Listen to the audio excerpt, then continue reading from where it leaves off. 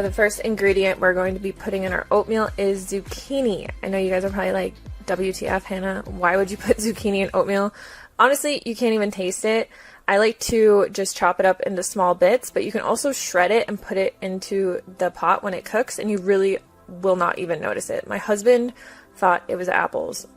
Seriously. So I like to take the skins off just to make it less noticeable. Also, if it's not organic, you always want to take the skin off of it.